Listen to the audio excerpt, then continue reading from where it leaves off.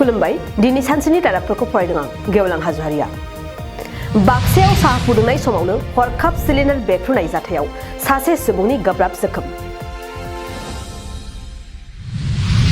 UPPL दोलोआव हाबनानै रंगल बर'आ बुंदों बनसुआ जादों गोजाम जौ बथलनि गोजाम जौ। बाक्सानि अन्थाइबारि गामिनि रायजो राजाफ्रा हा मोनथायखौ मोनफुंनायाव मावफुं सोद्रोमा रनजित बसुमतारीखौ साबायखर बावदों। गलाघाट जिल्लानि गेजेराव गिबिसिन साख्रि मावजेननाय कमलेश्वर बर'आ 77 बोसोर बैसोआव रुंसारि जाबाय। धेमाजि जिल्लानि सिङाव थानाय सिमेन्ट चापरि फरायसालिमायाव दिनै एलुमिनि मिट जथुम्माखौ मेहेरगोनाङै खुंफुंदों।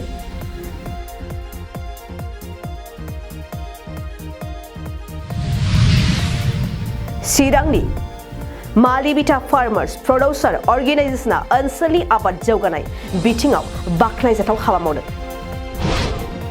बिटिआरनि गाहाय खुंगिरि प्रमद बर'आ भारतनि G20 कन्जुलेशन प्रग्रामाव बाहागो लानानै गाहाय मन्त्रि मदिजों सावरायदों। उदालगुरि जिल्ला खैराबारिनि सिंमारि गामिनि टिपि बर'आ नोरजिया देहाखौ लानानै सरकारनिफ्राय अनसुंथाइ मोनैनि दुखु फोरमायदों। क'क्राझारनि सान्दामारियाव लोरगे थियेटार ग्रुपनि बानजायनायाव साउथ आमेरिकानि रिअ मुंनि थुनफावथाय दिन्थिदों।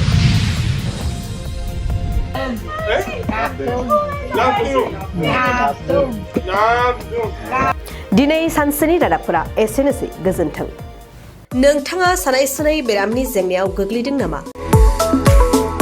जुदि नोंथाङा सानाय सुनाय दंब्ला जिंगासिनांगौ गैया। चिरां जिल्लानि बेंटल गेट साफागुरियाव दायो एसआइ निउर' थेरापि सेन्टार दंसै। बे थेरापि सेन्टाराव नोंथाङा गोरलैयैनो देहानि सानाय सुनायखौ फाहामथाय लानो हागोन। बे आथिं सानायानो जाग्रोदों, ओमफ्राय जानाया एसे सिगांनिफ्रायनो जाखादों, ओमफ्राय बिदिनो गुबुन गुबुन मुलि जाबाबायदों, ओमफ्राय हामाखै। दिनैनि ट्रिटमेन्टआ आङो एसे मोजां मोनसिनबाय। जेरै सिं सानाय, आफादावरि सानाय, मोदोम जरा सानाय, आइजोफोरनि जेंना, खर' सानाय बायदि बेरामखौ फाहामनाय जायो। लोगोसेयैनो बे सेन्टाराव थानानै फाहामथाय लानो हानायनिबो सुबिदा खालामदों। नोंथांमोनहा एसआइ निउर' थेरापि सेन्टाराव फाहामथाय लानो गोसो दंब्ला नैबे मबाइल नम्बर 7620160459 नङाब्ला 9476977956 आव थोंजों सुलाद लानो हागोन।